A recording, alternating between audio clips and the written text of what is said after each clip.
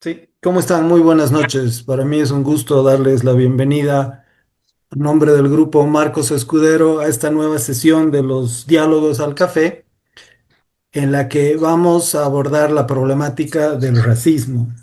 El racismo es un problema histórico en la sociedad boliviana, resulta de la herencia colonial de la construcción de nuestra sociedad, del pecado original colonial, si quieren, que ha resultado en la construcción de una sociedad jerárquica basada en el color de la piel, cuya organización está basada en el color de la piel y el origen de la persona, y una sociedad que es al final pigmentocrática, como dicen algunos. El Estado plurinacional y el proceso político que se inicia hace 20 años y que aparentemente está en vísperas de cierre, se explica en buena parte como una reivindicación en contra de esa sociedad discriminadora y excluyente, que busca esta exclusión simbólica de lo indígena y de lo que fue negado en el marco de la discriminación imperante de manera histórica en Bolivia.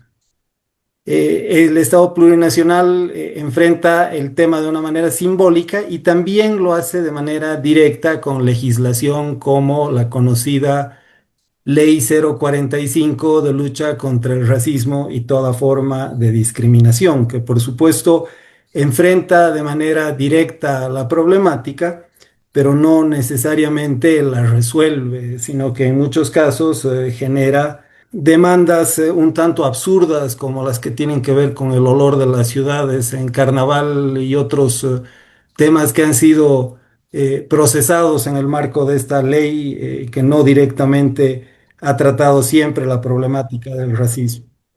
20 años después, la sociedad, parece cierto que la sociedad boliviana es más igualitaria, menos racista y menos discriminadora de lo que era hace 2 décadas, pero no necesariamente ha resuelto de manera permanente el problema del racismo y no necesariamente ha logrado consolidar una sociedad de ciudadanos iguales como la base del proyecto democrático del país.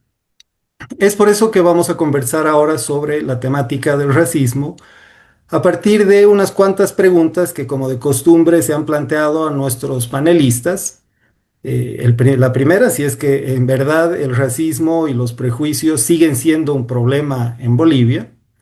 ¿Qué relación tiene eso con la tensión Camba-Colla? ¿Qué avances hay y qué queda pendiente para resolver después de los esfuerzos que ha hecho el Estado y la sociedad boliviana por enfrentar este problema? ¿Cómo comprendemos los problemas y si es que este va a ser un tema que tiene que ser parte de la agenda que instaure el nuevo gobierno que se conforme a partir del mes de noviembre? Tenemos a 5 investigadores, 5 personas que han trabajado ampliamente durante el último tiempo la temática del racismo. Tenemos a Ilia Fortún, bienvenido Ilia a los diálogos al café. Él es estratega político, es comunicador social, es columnista y es estronguista, como defiende él en sus redes. Tenemos a Gustavo Calle, también bienvenido al espacio. Él es periodista, es profesor en la UPEA y es investigador sobre temáticas indígenas y particularmente sobre la temática aymara. Tenemos a Fernando Molina, varias veces presentador en este nuestro espacio, ya es de la casa, él es periodista y escritor y ha trabajado, ha publicado un par de libros sobre racismo. Y tenemos a María Teresa Segada y Gabriela Canedo, también habitués de este espacio, bienvenidas.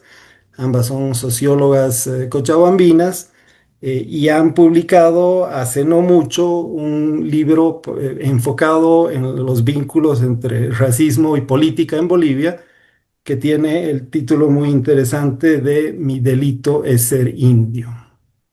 Como ven, como tenemos varios panelistas, más de los que generalmente tenemos, les hemos convenido que cada uno de ellos haga una presentación inicial de 10 minutos.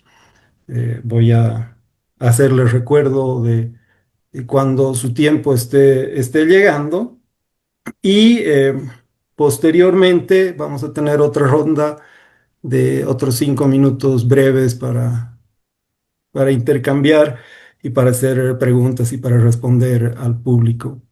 Gracias, estimado Ilia. Tu participación es provocadora porque nos dices no solamente que el racismo sigue siendo un problema importante en este país, sino que nos dices también que sigue siendo el motor de la política en Bolivia, que el tema identitario sigue siendo central para la política boliviana. Cuando hay alguna información que puede ayudar a discutir eso, ¿no? Con la que se puede problematizar el hecho de que ninguno de los candidatos, ni el candidato ganador hasta ahora, Rodrigo Paz, ni siquiera Edman Lara sean indígenas, más bien muestra una desracialización, si quieres, de la política. No deja de ser, lo identitario no deja de ser importante, pero la cuestión indígena, que ha sido el motor de la política durante las últimas décadas, parecería que pasa a segundo plano.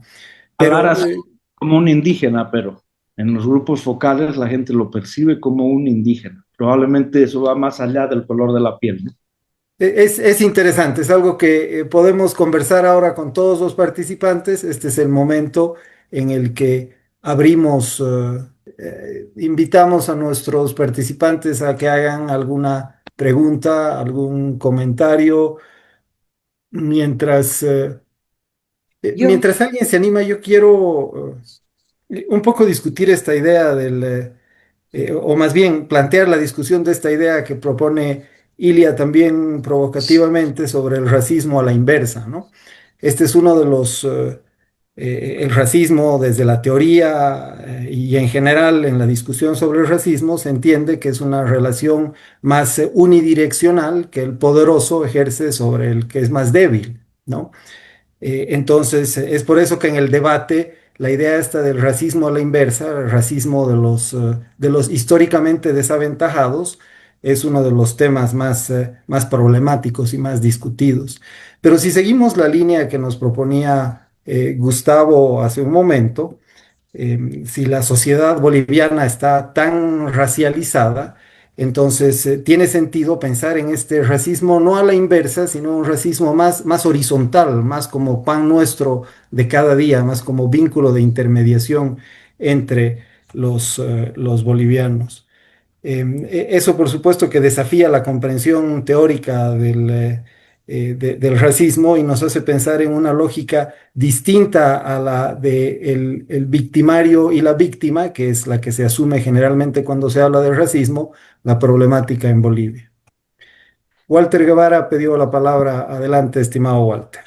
Ya, tal vez me salga un poco del tema con una observación informal, un par de observaciones informales que los cientistas sociales pueden cuantificar encontrando variables medibles, ¿no?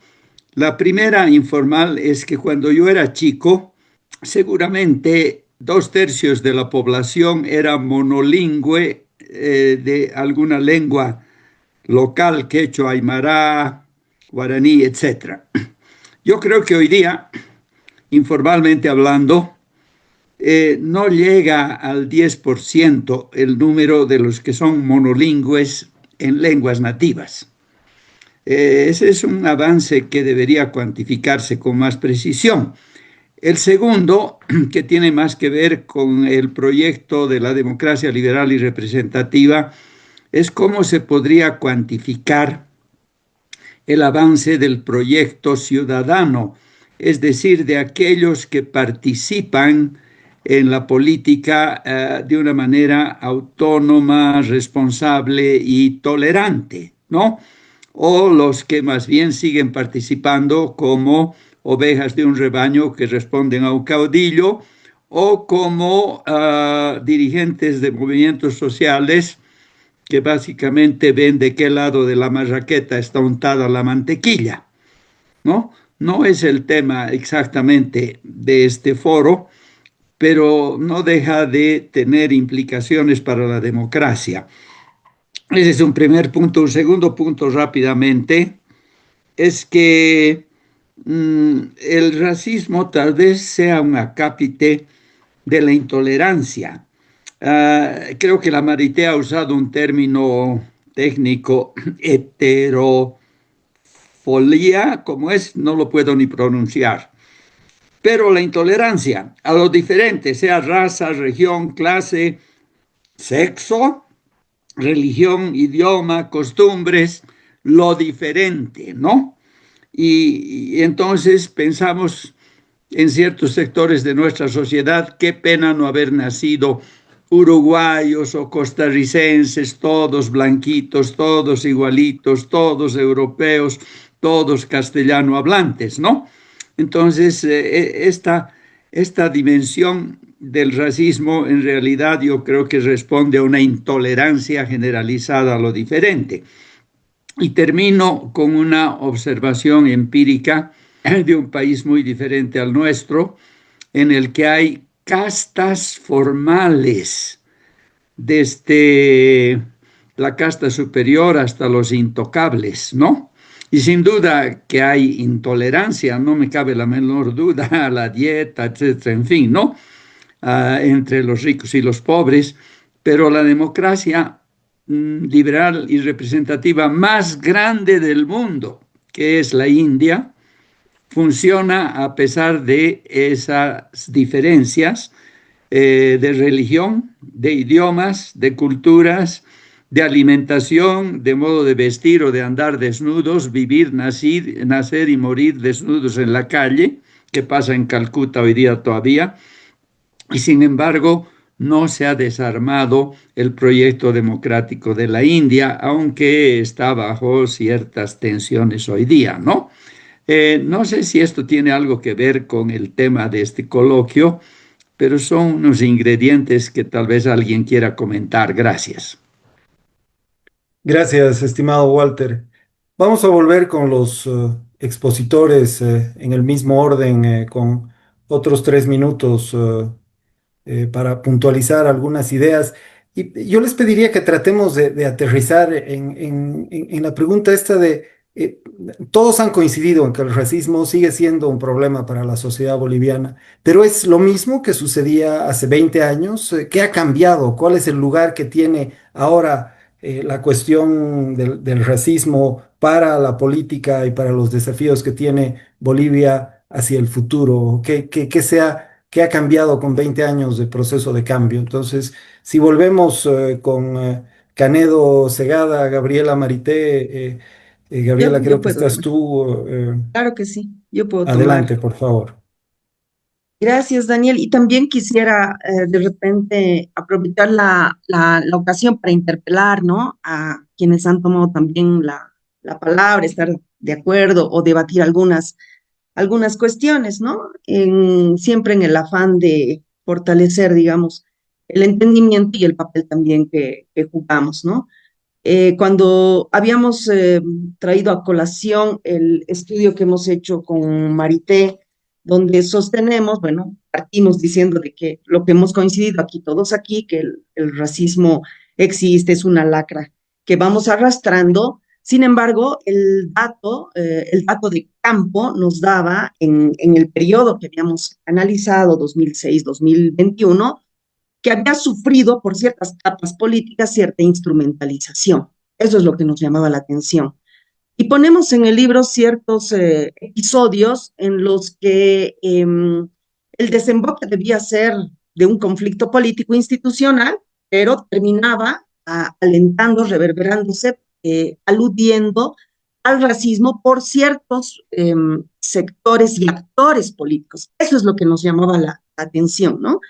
El hecho de que, por ejemplo, cuando Evo dice, claro, me están sacando del gobierno por ser indio, entonces este actor se había pasado, o sea, ciertos aspectos trascendentales, un referéndum, había toda una votación que estaba en entredicho, pero él aludía a este elemento, cuando podían habían muchas más aspectos que tomar en cuenta, ¿no? Eso nos llamaba bastante la atención y por eso, respondiendo un poco a Iliam, traigo a colación esto mismo que estamos viviendo ahora en la actualidad. También Gustavo ha hecho cierto énfasis, ¿no? La instrumentalización de ciertos actores políticos. ¿Para qué? Para tener una mayor efectividad, obviamente, en el electorado. ¿Hay racismo? Existe racismo. La primera vuelta, Ilian decía que se ha dado en términos más bien identitarios. En términos identitarios, uno esperaba, los análisis que uno leía también esperaban que la votación vaya hacia Andrónico, ¿no? Entonces, aquí interpelando a los que han tomado la palabra, se podría analizar también si es que el PDC nos ha dado una sorpresa y en el PDC, bueno, ya queda marginado el Paz, ¿no? Estamos hablando más de el Rodrigo Paz, sino se ancla el análisis en Lara, en el efecto positivo que ha tenido Rodrigo Paz de poner a Lara. Lara, ¿cómo lo podríamos ver? Efectivamente, el bando contrario en este balotaje lo está identificando, incluso ustedes han visto los memes de decir, claro, es un lari, un indio, un masista, ¿no? Como sinónimo incluso están manejando y flaco favor se están haciendo, provocando esta identificación de Lara, ¿no? Lara, por su parte, utiliza un repertorio, es en afán de seducir a los votantes, de llevarlos, digamos, hacia su sigla, pero existen más aspectos, ¿no? No simplemente étnicos. Eso es lo que a mí me llama la atención, el hecho de, lo han dicho aquí, es de una clase popular, ¿no? Entonces, el enclave, se puede leer también en clave de ciertas, entretejidos de más aspectos que solo el identitario, ¿no? En ese sentido, entonces, me llama la atención el hecho de que se esperaba que la sigla, el andrónico, tenga una mayor votación, pero no ha sido así, sino se ha ido a Lara, donde están mucho más, donde convergen muchos más elementos que solamente el étnico, ¿no? Por un lado. Por otro lado, cuando decías, Daniel, ¿qué estamos logrando con esto y en los 20 años que ha estado el MAS? ¿Qué es lo que ha cambiado en términos de la problemática del racismo? A mí me llama la atención dos cosas. Uno, que, como bien se ha dicho, se ha tratado en los 20 años de poner harto énfasis en lo indígena. Efectivamente ha habido una gran inclusión, una preponderancia política de participación indígena, pero también ha tenido sus fuertes bemoles, ¿no? Tenemos una ley 6045 de repente que se ha quedado en términos legales, no se ha hecho un avance estructural en la eliminación del racismo. Y para mí esto tiene un peligro en el que los académicos también estamos ahí insertos, ¿no? El hecho, el hecho de que muchas veces hacemos eco de esta polarización que los políticos están logrando, ¿no? Dividir a la población en dos bolsones cuando la realidad es mucho más matizada, es mucho más compleja que eso. Entonces, en términos de políticas, en términos más estructurales, para mí es el Estado el que tiene que eliminar o hacer políticas para combatir el racismo. Yo no estoy de acuerdo con que la polarización nos lleve a que los ciudadanos tengamos que eliminar o enfrentarnos para terminar con el racismo en las calles, ¿no? Estas dicotomías, estas confrontaciones que se da por el color de la piel, porque a uno ya le pueden decir cara derechista, porque nos ponen en un bolsón, ¿no? Ya sea de un lado, del otro, eres cara derechista, además debe ser tutista, o eres camba. Esos bolsones, y del otro lado, lo propio, eres masista, indio, pobre, etcétera. Yo creo que ya hemos tenido episodios en los que esto se está finalmente definiendo en las calles y a mí, para mí eso es sumamente peligroso, ¿no? Eso, a ver, hasta ahí ciertas provocaciones he hecho y espero también escuchar más intervenciones. Gracias, Daniel. Gracias, Gabriela. Fernando, por favor, tienes cinco Sí, muchas minutos gracias. para responder a los colegas y para hacer algunos apuntes. Sí, hace algunos años no me hubiera imaginado coincidir con Ilia, pero al parecer la vida da vueltas, como dicen. Sí, coincido con varias cosas que ha dicho. Creo que la elección ha sido identitaria, sobre todo en las últimas 2 semanas, es decir, en el momento en el que se produce el desalineamiento con las encuestas y se da el fenómeno Paz Lara. Había una gran cantidad de indecisos que ahora sabemos estaban indecisos porque ya no querían saber del MAS, ni siquiera de Andrónico. Eso es un estado de ánimo general en el país. Hay un giro a una posición antimasista global, pero al mismo tiempo no querían confiar en los dos primeros, ¿no? Tuto y Samuel. Entonces, de una manera que me parece casual, ellos mismos crean su propio objeto de identificación, ¿no? Porque evidentemente hay bastantes dudas de que esa identificación sea con un objeto que realmente representa lo que se supone que representa, ¿no? Creo que tú lo has mencionado, Daniel. Por un lado, Paz es tan de la élite como Tuto, y por el otro lado, Lara, bueno, es un personaje, eh, digamos que desconocido o ambiguo, ¿no? Entonces no tiene una trayectoria, digamos, como representante del sector popular y sin embargo se lo ha fijado como eso, ¿no? Conversando con la gente aquí en La Paz, donde es muy fuerte el fenómeno, uno puede ver que Lara se ha convertido en un significante vacío, ¿no? En el cual cada uno va poniendo lo que quisiera, ¿no?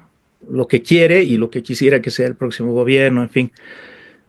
Un fenómeno populista, ¿no? Un fenómeno populista, ya no masista, sino de derecha más bien, aunque siempre en las condiciones del debate político boliviano desde lo popular, que no deben ser tomadas de manera muy literal, ¿no? Porque las menciones que hace Lara a Bukele, por ejemplo, son bastante superficiales, ¿no? Son más de posicionamiento coyuntural, más que de una igualdad, digamos, de principios o de objetivos.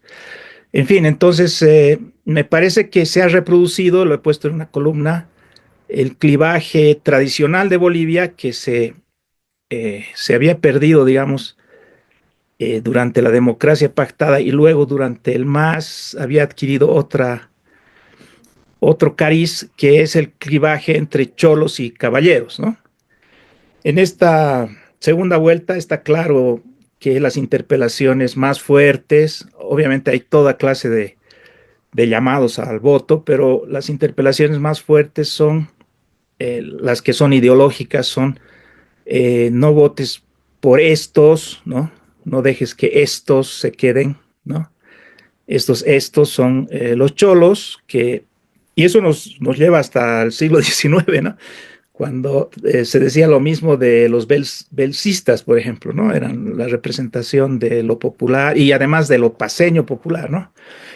Y por el otro lado, eh, no votes por la élite también, ¿no? Entonces, hay ese clivaje nuevamente que es una de las expresiones del racismo como modo de construcción simbólica de los bolivianos, ¿no? Se nota que hay, por supuesto, otro tipo de contradicciones que eran muy presentes en la época del MAS, porque, por ejemplo, estaba la más noble, que era democracia versus fraude o continuismo, estaban otras como socialismo versus liberalismo, en fin, pero estaba siempre esta simbolización de lo cholo contra lo elitario, ¿no?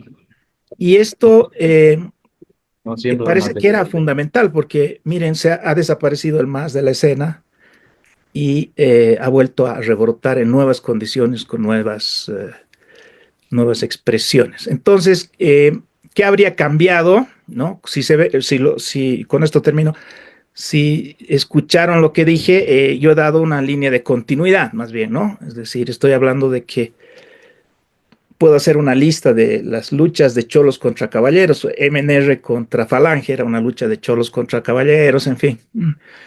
Hay un elemento de continuidad que es propio de nuestra condición postcolonial, pero también hay cambios evidentes. Todo esto resulta un poco más ligero, ¿no? Es como más movible, más frágil también. El caso Lara es muy indicador de eso, es un apoyo muy frágil porque es así como hechizo, ¿no? Y esto creo que es por lo que sí ha cambiado en Bolivia, que lo mencionó Walter Guevara, ¿no? Es la democracia, ¿no?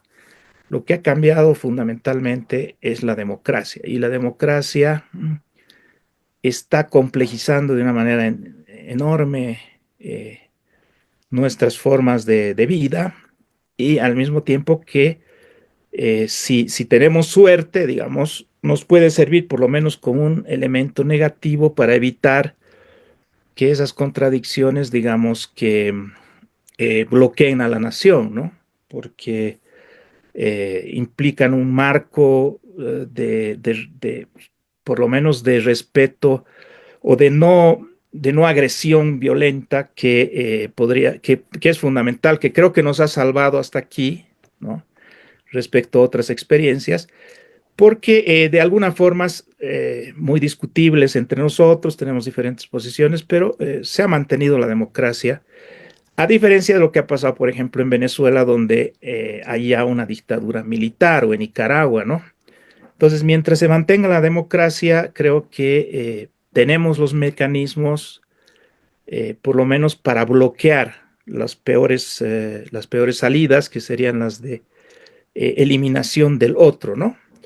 Creo que no estamos en eso, y por lo tanto, si bien es grave que no tengamos la capacidad de coordinar y de cooperar, de todas maneras tenemos ciertos parámetros básicos comunes, uno de los cuales la democracia, otro de los cuales es la nación boliviana, que ha aprendido que existe, ¿no? Y que nos impiden, o sea, que van a impedir, a mi juicio, con un poco de suerte, que el racismo destruya la nación. Lo que va a ocurrir más bien es que, me parece, si nos va bien, va a haber un progreso a lo largo del tiempo y de la historia.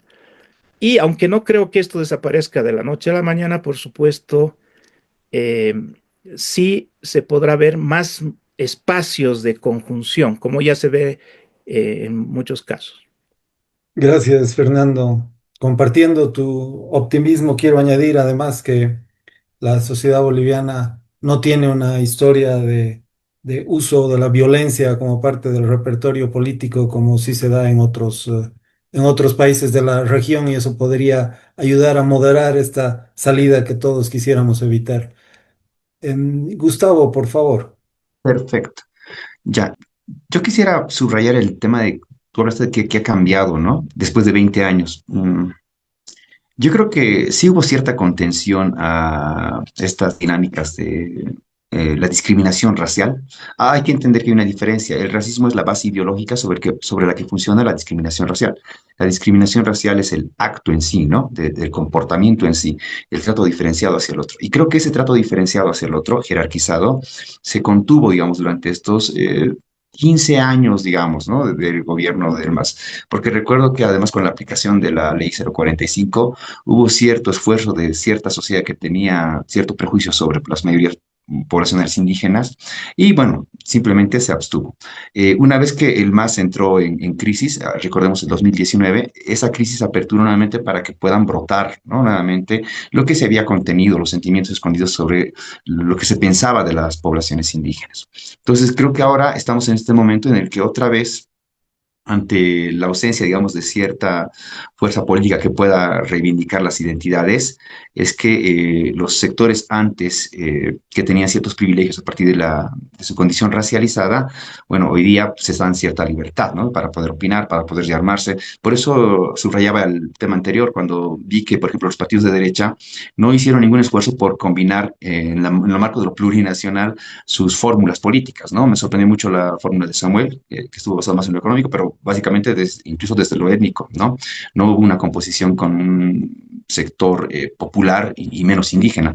Lo mismo me recordó Tuto Quiroga, ¿no? Eligió a JP, pudiendo haber elegido otra opción que tenga este rasgo mayoritario de lo popular, porque ya de entradita Tuto Quiroga tenía cierta llegada allí en Santa Cruz de la Sierra y sin embargo no lo hizo, ¿no? Tal vez quiso anclarse ahí, pero también eso muestra una forma de entender la política, entenderla en términos de recomposición de clase social de cierta élite, pero también en recomposición étnica. Yo decía, modo de chiste, a veces cuando hablamos con el Hicha, con mis amigos, con el Carlos Macusaya, yo decía, porque este era el momento del famoso Fernando Untoja, ¿no? Es interesante que a Untoja se lo pueda recuperar, una opción, digamos, liberal de derecha que haga fórmula, digamos, con uno de estos candidatos. Pero no se los tomó en cuenta. Eso para mí es la demostración clara de que en sus proyectos no estaba el incluir básicamente a los sectores indígenas. Y no los querían incluir porque sentían que con la caída del MAS eso había terminado, porque el discurso de derecha eventual era que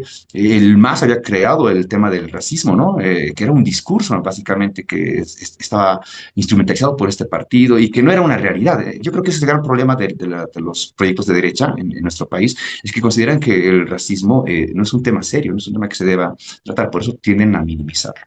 Ahora, eso les va a jugar en contra, porque de ahí viene la capitalización de la identidad de Edmond Lara, ¿no?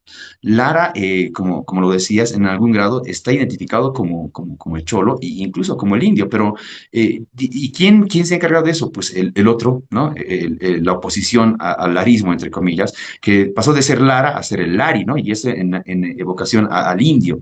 Entonces, y hay que reconocer algo. Hoy día no estamos viviendo el clásico racismo científico que clasificaba a las personas por su biología. Hoy estamos viviendo un neorracismo, que es básicamente clasificar a las personas, diferenciarlas y jerarquizarlas a partir de su cultura y básicamente de sus hábitos identitarios. Por eso Lara les choca mucho, ¿no? Les revienta a algunos sectores, porque más que expresarse como una élite tradicional, se expresa como el pueblo, se expresa como la mayoría poblacional indígena, ¿no? Sus interacciones son así, son muy, muy de contacto. Y como lo comenté hace rato, y eso tiene que ver básicamente por su procedencia, ¿no? Hoy día, la condición neorracista, yo diría, del Estado boliviano, no se fija tanto en los colores de piel, se fija básicamente en la cultura, en los hábitos. Puede ser que haya un avance, no hemos visto durante estos 20 años, ¿no? Alguna vez el Macusaya también comenta esto, ¿no? Cuando vemos que bailarinas, ¿no?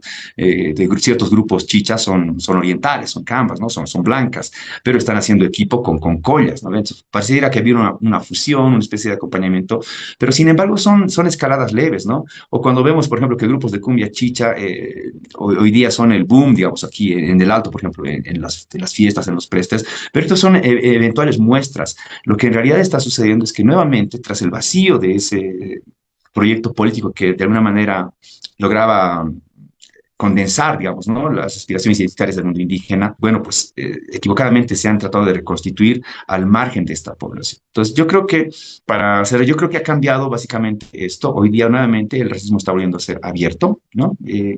Pero con la diferenciación de que las poblaciones que antes eran racializadas ya no están en la condición de mirar hacia abajo, sino que ahora prácticamente tienen una mirada diferente, ¿no? Ya no es tanto el subordinado, ¿no? Ya no tanto el pobrecito, pero eso no significa que esto no vaya a terminar en condiciones nuevamente de jerarquía, ¿no? de trato discriminatorio, entre otros aspectos. El Alto todavía sigue siendo una ciudad altamente diferenciadora. El Alto como nunca, por ejemplo, yo he visto que es la ciudad, creo que es la ciudad donde más se puede ver las diferencias de clase, más allá de lo étnico, todos, la mayoría es cobriza, ¿ok?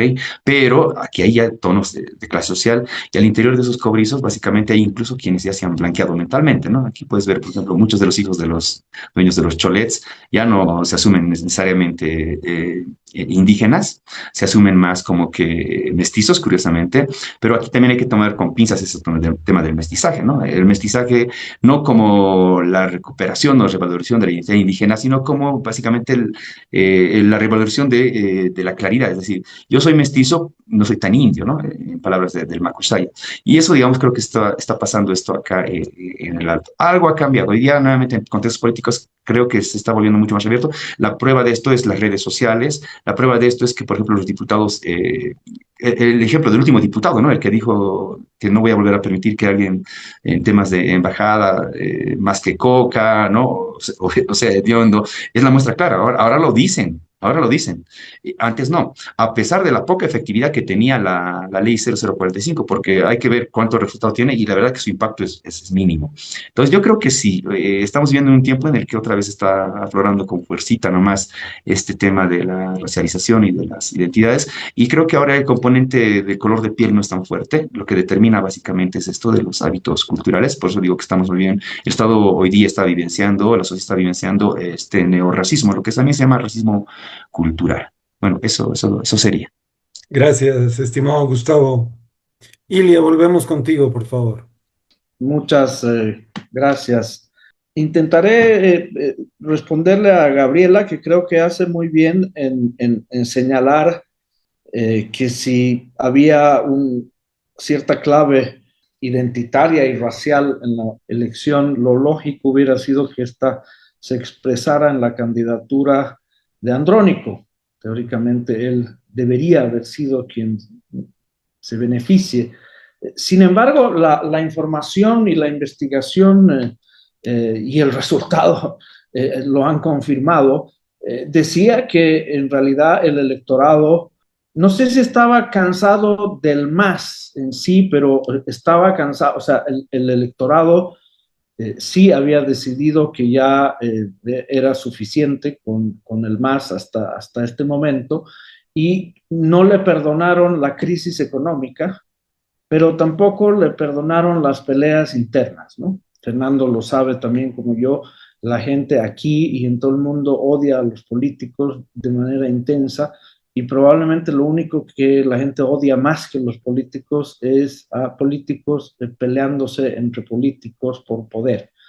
Creo que eso le terminó de colmar la medida al electorado que habitualmente había votado por el MAS y por el bloque popular, o llamémoslo como quieran, que decidió castigar al MAS, pero también decidió que no querían votar por el pasado, lo que consideraban el pasado y lo que consideraban candidaturas con ciertos rasgos identitarios también ajenos, ¿no?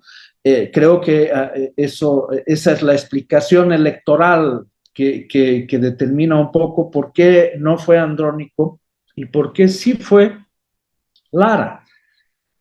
Evidentemente, Gabriela tiene razón, no solo pasa el tema por lo étnico, es correcto. Yo creo que también pasa por cierta lectura política que no solamente la hace Lara. Aquí no hay que desmerecer ni desconocer el trabajo que hace Rodrigo Paz viajando por el país durante mucho tiempo, haciendo grupos focales de alguna manera, pero en otro método, subido en una moto, visitando una y otra vez los municipios más remotos del país, escuchando a la gente, leyendo a la gente y de alguna manera conectando cosas obvias.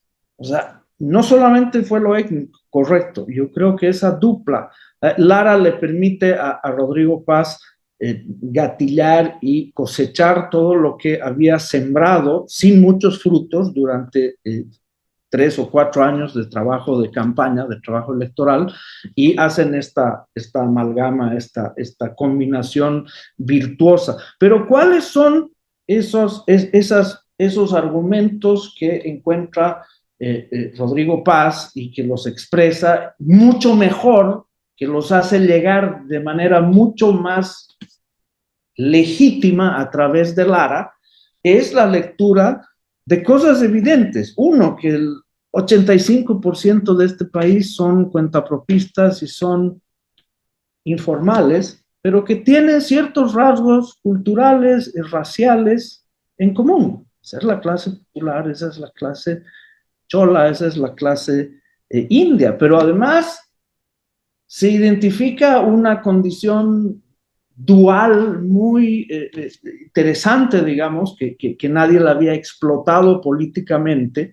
Cuando se habla de la propuesta esta de capitalismo popular, se basa en una lectura de que toda esta enorme mayoría del país tiene una dualidad personal, en lo individual, en lo económico, son capitalistas, son individualistas, pero en su relación con la sociedad y con el Estado son colectivistas y son corporativistas, es decir, es una nueva manera de entender a la gran mayoría de este país. Probablemente el resto de las candidaturas se quedaron nomás en la agenda de los poderes cruceños, agroindustriales, financieros, mediáticos. Vimos una romería de los candidatos con mayores posibilidades, desfilando entre la CAO, la CAINCO, Fegasa Cruz, ANAPO, etcétera, sí, vamos a hacer esto, lo otro, lo que ustedes quieran.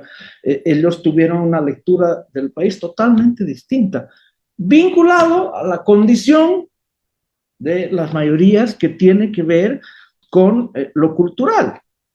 Bien lo decía Gabriela, claro, Lara es la expresión de lo popular, pero es porque va más allá del color de piel, es la expresión cultural de lo popular. A Lara la gente lo entiende como alguien de ellos, alguien que vive como ellos, que piensa como ellos, que reacciona como ellos, que habla como ellos.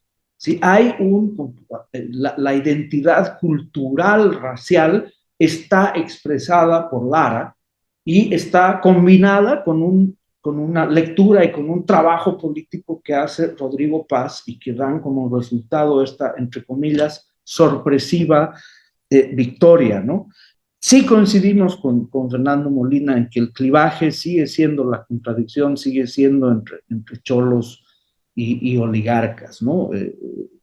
La reacción visceral contra el cholo Lara, que evidentemente no se lo lee, no se lo percibe desde las élites como un indígena, no, es el desprecio a los cholos, o sea, ¿cómo es posible, Lara? O sea, si ya los habíamos derrotado otra vez. Y volviendo, termino tratando de responder a la pregunta que Daniel nos hace, ¿qué ha cambiado en los últimos 20 años? Ha cambiado que hoy el racismo y el clivaje es de ida y de vuelta, ¿no? Durante mucho tiempo solamente se operó en una dirección, eran las élites blancas versus las mayorías indígenas, cholas o lo que fuere. Hoy hay un racismo de ida y de vuelta, regional, étnico, racial, económico. Se ha enriquecido el racismo, por llamarlo de alguna manera, se ha complejizado y se ha vuelto multidireccional, digamos, ¿no? ¿Cómo no hemos acabado a balazos los bolivianos? Es una buena pregunta, alguien la hacía y Fernando es optimista al respecto.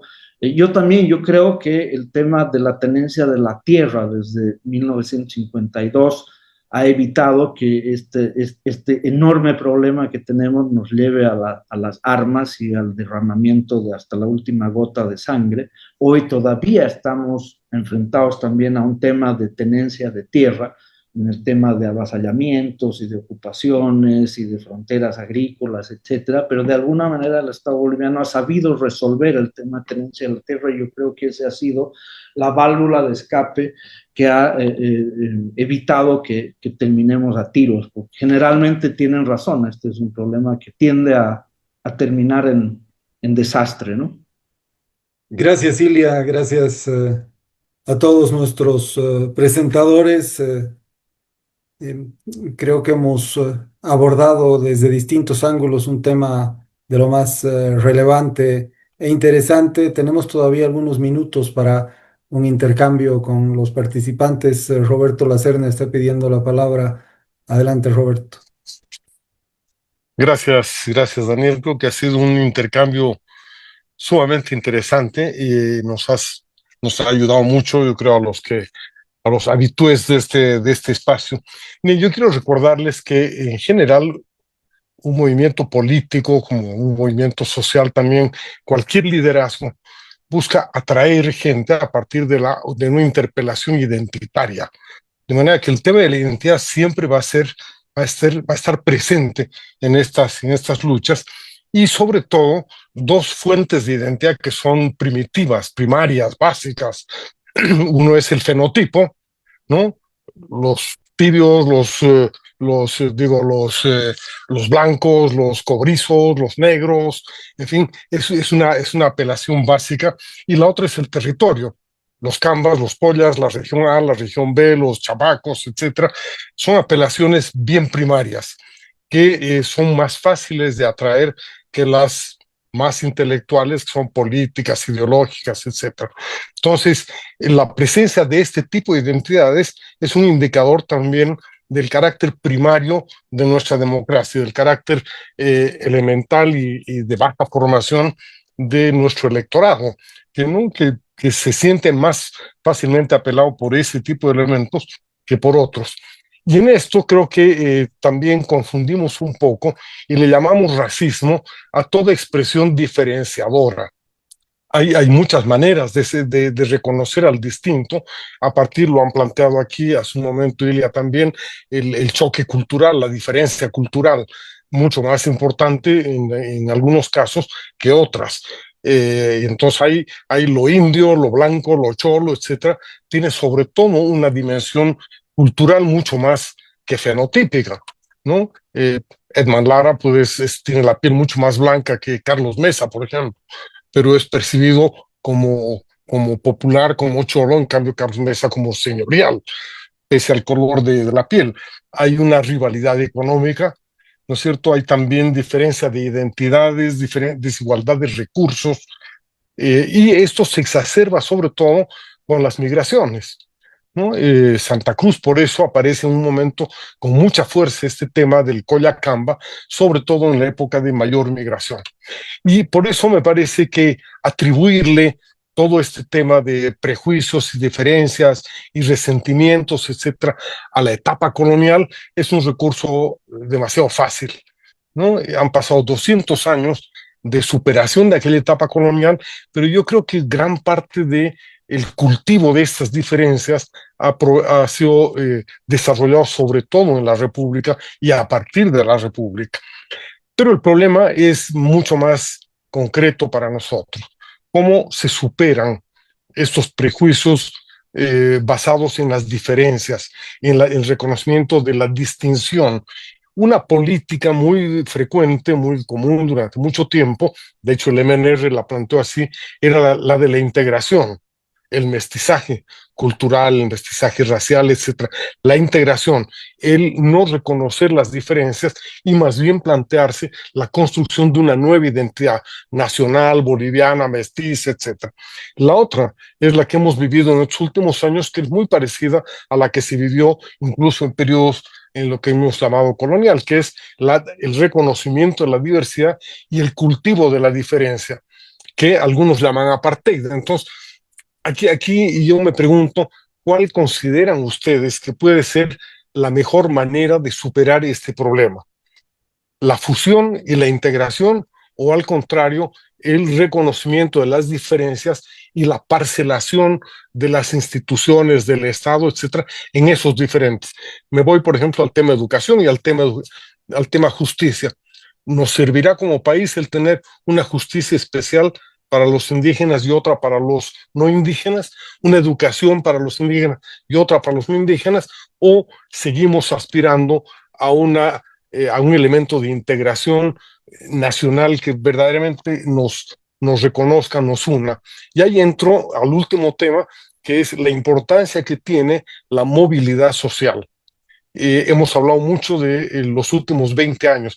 Los últimos 20 años yo creo que se ha cultivado la diferencia Y si se ha logrado algo, no ha sido tanto por ese cultivo de la diferencia, sino por el poder integrador del mercado, que ha abierto canales, mecanismos de movilidad social que antes no existían, que ha permitido que grupos indígenas, no indígenas, cholos, blancos, etcétera, acumulen, tengan poder y puedan expresarse sin ningún complejo y sin ninguna diferencia en todos los niveles. Entonces, me parece que aquí entonces tendríamos que ver la manera de optar entre cuál de estas tres políticas es la más lógica para unir al país: la integración, la diferenciación o la movilidad social. Quisiera ver qué pueden aportarnos sobre esto nuestros panelistas. Gracias. Gracias, Roberto. No sé si hay alguien más que esté interesado en hacer alguna pregunta o algún comentario para ir cerrando ya nuestra sesión. Walter, por favor, adelante.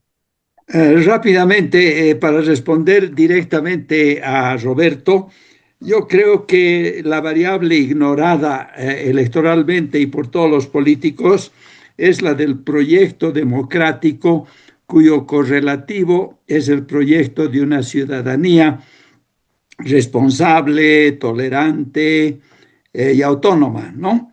Realmente estas variables no son monopolio de ninguna clase social. Encuentras intolerancia en todas las etnias, razas, culturas, encuentras irresponsabilidad de lo mismo en las más altas esferas de la sociedad. Encuentras rebañismo, caudillismo, tanto en las clases populares o plebeyas como en las llamadas señoriales. Pero para la salud del proyecto democrático, cuyo correlativo es una ciudadanía propiamente democrática, hay que tratar de trabajar en estas dimensiones. Porque el otro tema, el de las diferencias raciales, culturales, está ahí, ¿no? Y se está desenvolviendo en un sentido progresivamente de mayor tolerancia, me parece, de una manera optimista, sin que haya desaparecido. Pero la integración que me parece importante es la política, la democrática y la de ciudadanía. En ese sentido, tal vez la idea de la alianza de clases fue un primer pasito en esa dirección. Gracias. Gracias, Walter. Erika Brockman, por favor. Muchísimas gracias. Muy rapidito. Yo creo que lo importante, felicitar a todos, porque este es un tema que se ha puesto nuevamente en la mesa, pero ojalá no se pusiera solamente en la mesa cuando estamos en periodo electoral. Yo creo que subliminalmente muchos bolivianos y muchos políticos han reconocido que este es uno de los temas serios que nos acompañan a lo largo de la historia. Y también hay que recordar en esta pura entre los señoritos y los caballeros y los cholos, al famoso cholo que inauguró el centenario, primer centenario, que fue Bautista Saavedra. Entonces, esa tensión ha sido persistente. ¿Y qué se puede hacer desde la política para revertir aquello? Y creo que la resolución no es, como dice Fernando Molina, simplemente leyes, no leyes que puedan amedrentar o leyes que sean punitivas. Creo que es un cambio cultural que pasa por la integración y es la educación y la movilidad social que no son incompatibles, Roberto. Yo creo que es el concepto de integración. Y aquí quiero recuperar un concepto que me importa mucho, que es el tema de la presencia en la política y en la economía y en la cultura, la política de la presencia y la política de las ideas. A las sociedades les gusta verse a sí mismas en puestos jerárquicos, en puestos de decisión. Es un problema de poder. Y esos sectores de la sociedad hoy día aspiran, no quieren retroceder respecto a lo ganado en términos de verse en el espejo, que es parte de la representación identitaria de espejo. Pero también hay la identificación de ideas. Las identidades también tienen que ver con ideas. ¿Cómo fusionamos aquello y cómo hacemos de la política algo más sincrético? En Bolivia, así como hay arte sincrético, culturas sincréticas, religiones sincréticas, manifestaciones, creo que deberíamos incorporar y aprovechar el artículo 11 de la Constitución, ese diálogo casi sincrético que se ve entre la política en la democracia representativa como el eje de la democracia boliviana y las democracias participativas, y en la base, pues, la constitución de lo comunitario como un elemento que hace a comunidades homogéneas, a extractos y grupos homogéneos.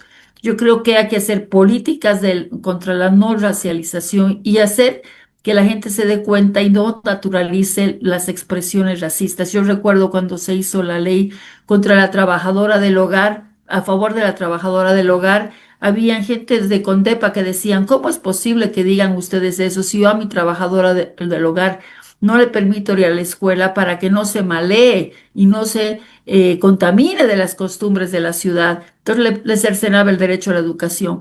Entonces, y ahí lo veía absolutamente natural ese proteccionismo. Entonces, yo creo que es importante reconocer que el problema existe, que es parte de la trilogía de los conflictos territoriales, clase y étnico-culturales, que se combinan y son sincréticos. Y al ser sincréticos, bueno, traigamos a la política también para resolver este problema, que lo reconocemos, políticas sincréticas y el Estado, a partir del artículo 11 de la Constitución, que reconoce la democracia intercultural y que dialogan estos distintos tipos de institutos que no son necesariamente originarios, sino también son muy occidentales. Gracias. Gracias, Erika. Creo que tu aporte contribuye a esta discusión un poco antinómica planteada por Roberto entre autonomía versus integración, ¿no?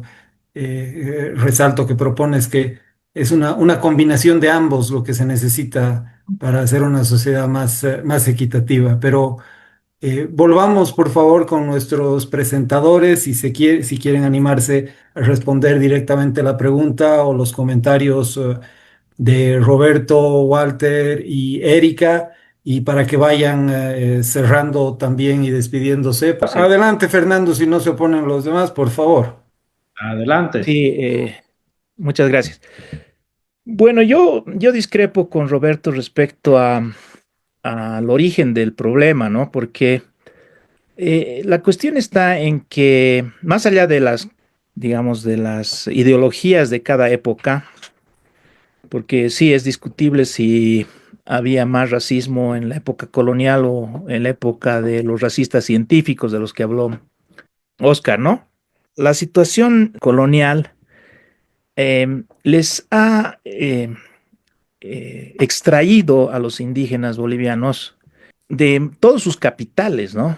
O sea, ha sido una catástrofe de dimensiones colosales y sobre todo de un capital que va a ser fundamental en el periodo moderno, que es el capital educativo, ¿no? En términos generales, ¿no? El hecho de que la modernización se haga en español, que el español sea dominante, porque es un idioma global, en fin, es muy determinante de una condición de inferioridad económica, social, en fin, ¿no? Walter decía, ha habido un avance porque ya no hay monolingüismo, pero es un avance para quién, ¿no? Porque obviamente eso beneficia a quienes son hispanoparlantes desde la cuna, ¿no? Por eso justamente hay tantos problemas en la educación boliviana, porque personas que de nacimiento, de cultura, de círculo social, hablaban aymara o quechua, tienen que transformarse a hispanoparlantes. Eso trae una serie de dificultades, además de la pérdida de una serie de conocimientos, de cosmovisiones, en fin. Entonces, es muy determinante para el futuro, ¿no? Yo creo que el hecho de que para ser alguien uno necesite dos cosas: primero el dominio del español y luego una cultura eurocentrista que no tiene nada que ver con la cultura de mi pueblo, de mis padres, de mi familia, etcétera. Es un hándicap formidable, ¿no? Tremendo, que desiguala, pues. Yo coincido con Roberto que más allá de la democracia de la que estábamos hablando, evidentemente tiene un papel, pero también están las modernizaciones económicas, ¿no? Las modernizaciones económicas han cambiado este esquema binario que había al inicio, lo han complejizado, todo lo que hemos hablado, ¿no? En eso estoy plenamente de acuerdo. El mercado ha tenido un papel muy importante, el enriquecimiento de los indígenas también ha tenido un papel muy importante. Es un enriquecimiento limitado, restringido, con techos, pero ese es otro tema. La cuestión es que gran parte de las transformaciones son evidentemente producto de esa modernización, pero esa modernización, al mismo tiempo que hace estos cambios, profundiza en esa diferenciación que pone siempre a los indígenas por detrás, por el hecho de que se hace en un idioma ajeno, por el hecho de que se hace en base a una historia, a unos conocimientos y demás que finalmente se pueden adquirir, pero que no son propios, ¿no? Entonces hay un obstáculo ahí estructural. Entonces, ¿qué es lo que se trató de hacer? Que yo apoyé y que, bueno, tenemos que discutir si ha tenido o si puede tener todavía algún sentido. Creo que sí, aunque evidentemente los resultados no han sido los que yo esperaba, por lo menos, y los que muchos esperábamos. ¿Qué se ha hecho? ¿Qué se ha intentado hacer? Algo que está muy de modé en este momento, que es una acción afirmativa, ¿no? Es decir, ya que hay una desigualdad de partida por estas razones históricas que no hay que olvidar, ¿no es cierto? Entonces, hagamos una acción afirmativa que equilibre un poco las cosas para que haya más igualdad, ¿no? Y así haya menos racismo, ¿no? No lo han entendido así los dirigentes del MAS, lo han entendido en otro sentido, porque eso es propio también de las luchas populares y demás, estas mitificaciones, en fin, pero estas ideologizaciones de las cosas, ¿no? Pero el Estado plurinacional es una acción afirmativa, no es realmente una repartija del Estado. Eso no lo hubiera permitido Bolivia. Yo creo que es más simbólico la distribución de poder que otra cosa. Es reconocer que los indígenas son el estrato fundamental del país. En fin, hay una serie de elementos de tipo simbólico, sobre todo, por eso los critica el indianismo, que implican una afirmación positiva, es decir, impulsemos a los indígenas para que se sientan iguales, para que se ubiquen como en igualdad respecto a los otros sectores sociales, respecto a la élite, ¿no? Entonces, yo creo que hay que evaluar qué efectos ha tenido estos. Y también está esto, con eso termino, en la lucha política, porque hay sectores como los tutistas, por ejemplo, que quieren eliminar el Estado plurinacional, pero eso va a ser un revés, ¿no? Una especie de ofensa, ¿no?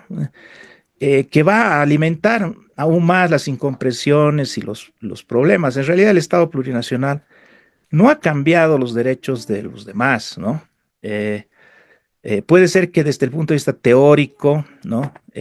No es un liberalismo universalista como el que tenemos fijado en la Constitución del 67, pero también obedece a ciertos avances del propio liberalismo en Canadá y otras cosas, ¿no? Del multiculturalismo, en fin. Es muy complejo de discutir. Yo simplemente quiero decir que no es algo que haya realmente perturbado el funcionamiento del país, al mismo tiempo que ha sido adoptado por muchos sectores indígenas, no masistas, ahora ya no masistas sobre todo, que lo consideran propio, que lo consideran algo que los enorgullece, que los empodera. Entonces, sería un error suspenderlo. Me parece que más bien habría que concebirlo como una acción afirmativa, no ser trampistas al respecto, porque ya sabemos que ha suspendido todas las acciones afirmativas, y plantearlo como una solución a la boliviana, digamos, que si deja de ser un patrimonio del MAS y se convierte en un patrimonio de todos los partidos políticos, puede ser más efectivo que hasta ahora, ¿no? Gracias, Fernando. Volvemos contigo, Ili. Gracias, Daniel. Eh, Creo que, Roberto, definitivamente el camino es el camino del mestizaje. Ese es un camino principal representante, probablemente ha sido el MNR y la Revolución Nacional, eh, que con mucha claridad histórica han planteado el tema a fondo. Para mí ese es el camino. El camino ese yo creo que se ha visto interrumpido más bien en el periodo del MAS por lo que el Fernando menciona, ¿no? Esta excesiva instrumentalización, ideologización y politización de lo indígena y de lo mestizo. Y creo que ha habido, no sé si un retroceso, pero por lo menos un estancamiento en este proceso que creo que es la clave del éxito histórico de nuestro país y de la construcción nacional, que pasa obligatoriamente, a mi juicio, por el mestizaje. ¿Cuál es el camino de ese mestizaje, a mi juicio? La profundización y el despliegue de las libertades, de todas las libertades ciudadanas, económicas, de movilidad social, educativas, el ejercicio y el esfuerzo estatal y político por ampliar la base y el alcance de todas las libertades y del ejercicio democrático ciudadano. Yo creo que la sociedad se va a hacer cargo del resto. Lo digo desde un habitante, como un habitante de Santa Cruz, donde yo creo que es una muestra viviente de que esto opera de esta manera, ¿no? O sea, Santa Cruz se ha vuelto la síntesis del país por esta movilidad social, por estas libertades económicas, por este despliegue de ciertas libertades que ha generado migración, que ha generado crecimiento económico, que ha generado marginalidad también y muchísima, pero hoy esta ciudad, por ejemplo, expresa de alguna manera un poco salvaje cierto mestizaje y es el melting pot boliviano con todos sus defectos, que le ha pasado por encima a cierta élite cruceña que ha tratado de evitarlo. Miren la paradoja, las logias cruceñas se han creado en realidad con un objetivo fundamental que era resistir la invasión colla. Curiosamente, el fracaso de ese objetivo está a la vista, ¿no? O sea, los collas debemos ser la mitad más uno a estas alturas del partido en Santa Cruz. O sea, ha habido un fracaso. Sin embargo, estas élites todavía siguen manejando el tema político y económico en Santa Cruz, pero ya no cortan el queque, ¿no? Ya han perdido la gravitación definitiva que tenían de una ciudad que a partir de estos fenómenos de integración y de mestización y de movilidad social y de ejercicio de libertades, le está pasando por encima al sistema político, a las élites, a las logias. Es decir, la fuerza de la sociedad, la fuerza que te genera el mercado, la democracia y las libertades, se tiene que encargar de llevarnos a ese mestizaje que para mí sigue siendo, lo repito, la clave del éxito, ¿no? Gracias, estimado Ilia. Gustavo, por favor, para cerrar. Yo voy a más bien partir de lo último que dijo Ilia, que me parece que es polémico. El mestizaje ya fue un proyecto básicamente que el MNR lo planteó post 52 para de alguna manera acabar con las diferencias sociales. Sin embargo, no hay que olvidar que por eso le llaman la revolución inconclusa, ¿no ve? La revolución abortada, en el sentido de que no cumplió con el objetivo básicamente que tenía. El mestizaje sirvió más bien para anular identidades en cierta medida. Porque mezclar a la sociedad, combinarla, no significó básicamente respetar las diferencias, significó integrarse a un grupo y asumir la identidad de ese grupo. Yo recuerdo que la reforma educativa del MNR, que que empezó con bajo presupuesto porque no había, que empezó con bajos ítems en el área rural, se encaminó básicamente en enseñarles el castellano a las comunidades indígenas, ¿no? En ese sentido, los indígenas fueron de alguna manera integrados a una sociedad blanca, pero sin que puedan revalorizar propiamente su identidad, ni su lengua, ni sus tradiciones, ni sus costumbres. Por eso ese choque tan fuerte, ¿no? Cuando se producen las migraciones del campo hacia la ciudad, cuando más bien el indígena tiene que integrarse al modus de vivienda, de vivencias de los citadinos aquí en las ciudades. Entonces, eso de alguna manera va a provocar, por ejemplo, también que se reencaucen los movimientos indianistas, aparezcan, y más bien ellos en una suerte de reafirmación de su identidad cuestionen la idea del mestizaje. Esto lo podemos comprender gracias a Silvia Rivera, por ejemplo, o leyendo, por ejemplo, a Aníbal Quijano. Entonces, es mucho más complejo. Además que en nuestro contexto, el mestizaje todavía sigue siendo un dispositivo ideológico más que un elemento concreto. Yo más bien sí creo que en la hibridación, o sea, más allá del término mestizaje, hibridación cultural, social, inevitable. El mundo prácticamente está destinado a conectarse, a complementarse, a respetar las diferencias que tiene uno con el otro, pero en contextos como el latinoamericano, el mestizaje más bien es un concepto ideológico que busca de alguna manera anular la identidad de uno para sobreponerlo sobre el otro, ¿no? Esta falsa integración. Por eso les he dicho, aquí en el occidente, por lo menos en Latinoamérica, cuando alguien dice yo soy mestizo, no lo dice para reivindicar una identidad indígena, utiliza el término de manera ideológica para decir yo no soy tan indio, soy un poquito más blanco que el resto. Entonces creo que hay que trabajar todavía estos temas, incluso los términos son delicados al momento de manejarse. Yo estoy de acuerdo con Erika, sí creo que ha sido muy importante el término de movilidad social que ha vivido el mundo indígena. Si no fuera por este ascenso de clase social, ¿no? de este empoderamiento económico, difícilmente podríamos hablar, digamos, ahora, digamos, de la fuerza que tiene, por ejemplo, el reivindicarse desde una identidad específica.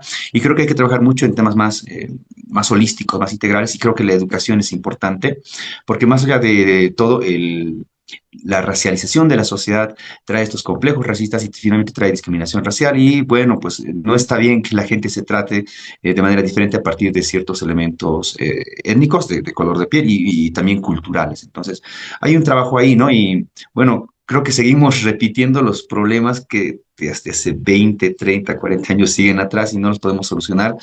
Y bueno, pues lo importante es que reflexionemos, por lo menos que tengamos la temática puesta ahí y que sepamos que esto no es simplemente un discurso, sino que opera cada día en lo concreto de nuestras vivencias, ¿no? Eso, muchas gracias.